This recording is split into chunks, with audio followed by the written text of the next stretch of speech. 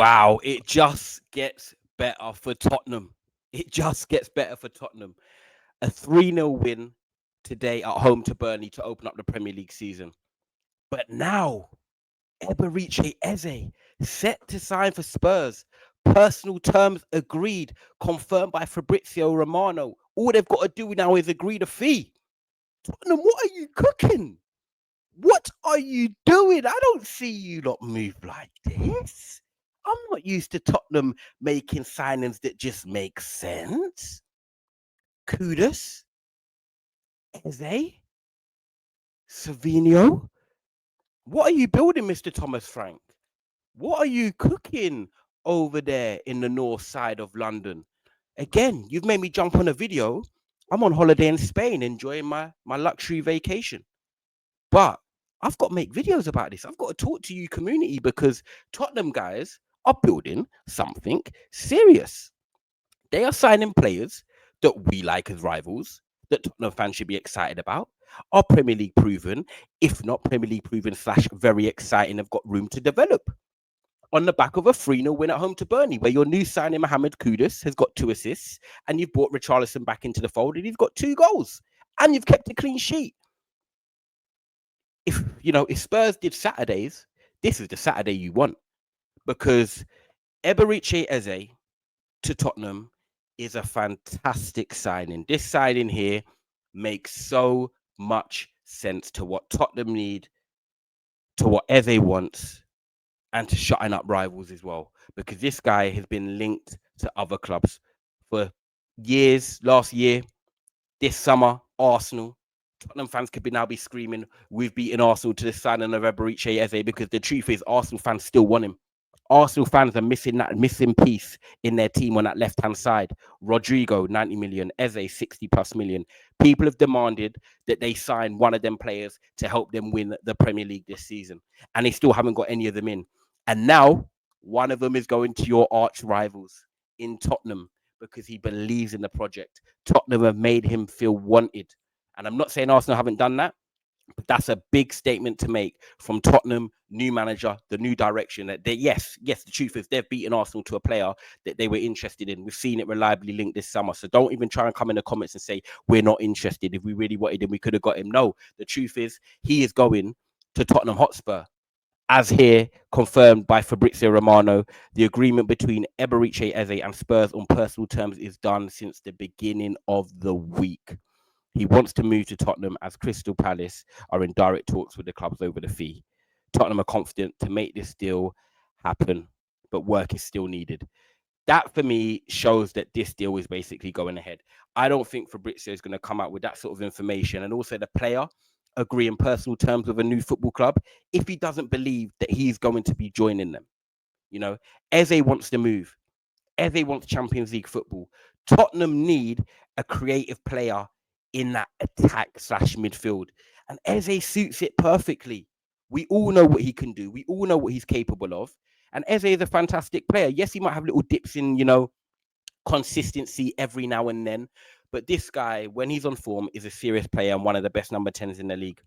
And do you know what it is for Eze as well? Is that one, it makes sense because James Maddison's injured.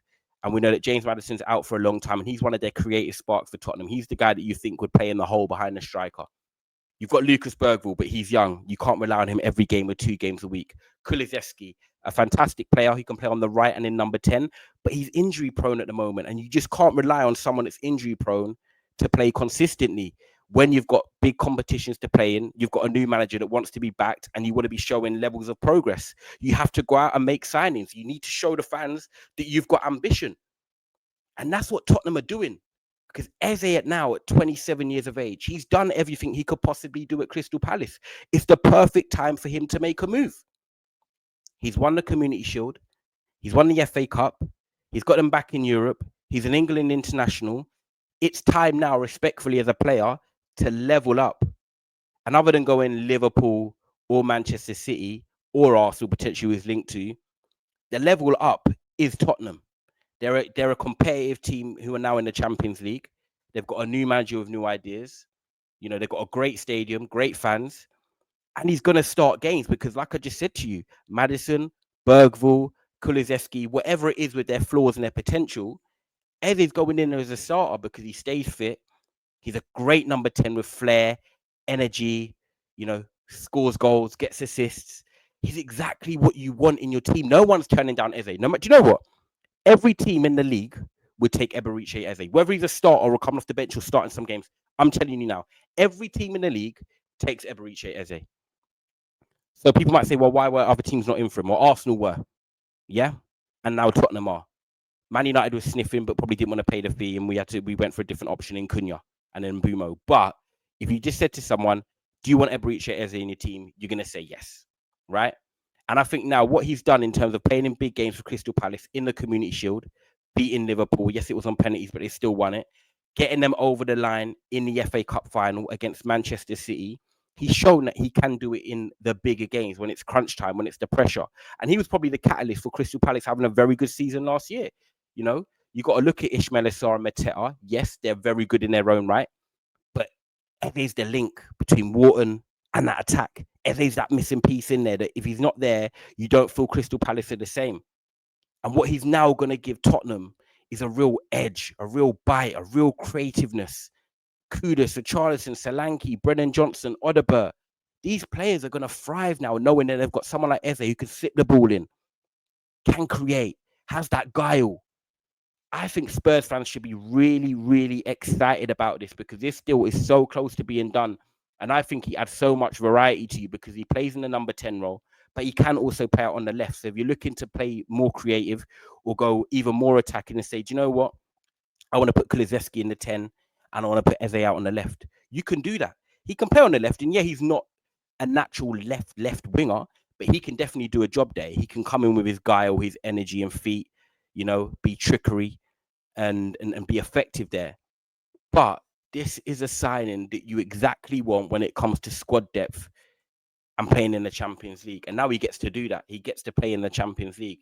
And today, obviously, with Tottenham winning 3-0, it's the perfect advertisement to Eze to say, look, this is the direction we're heading in. This is the position you're going to play. This is the advert of what we want to try and do. Get fans excited, get bums off seats. Thomas Frank, a Premier League proven manager. And do you know what? We all know how good he is as a man manager as well. I've heard him in interviews. I've heard what players say about him. He looks like the type of manager that just gets it. He wants to get the best out of you. He plays different formations as well. Let's not forget that. He can play the 4-3-3. He can play the 4-2-3-1. He can play the 3-4-3. Eze can play in all those formations. So tactically, it fits. It fits exactly the profile of player that Tottenham need in their squad right now. And I just think Eze, he's in his peak right now. His next 3 years are going to be probably his best 3 years. And if he can stay injury-free, I think he can add so much dynamicness to this Spurs attack. And look, Spurs are not signing all these players just to say, yeah, we want to just look good by signing these players. Look, Arsenal, Liverpool, and City, they're going to be definitely in the top 4. Chelsea right there are there on paper. But if Chelsea do slip up and they leave any gaps in that picture there for Spurs to put their seed in, Spurs will be there. Eberechi Eze will be there. So this is going to be so interesting. But I think this is a move that makes so much sense. I think it's a great transfer for Crystal Palace, getting the money that they're getting. But I also think it's the right stepping stone for Eze's career, going to a club like Tottenham on the way up and looking to rebuild and buy players that, the club fans will be excited about, what they want. So yeah, this is going to be interesting. Savinho still might come in. You've got Yao Polina in as well as defensive midfielder. So that adds a lot. Kevin Dancer was signed as a centre back from French team Lyon. So Spurs are really, really doing something. And Eze has agreed personal terms. It looks like the fee is the only thing left, but everything is pointing to another big signing for the North London Football Club. Guys, make sure you like this video. Make sure you subscribe. Get your comments in. I'm so interested to hear your thoughts because I think this signing, it just makes so much sense. Big up, and I'll see you soon.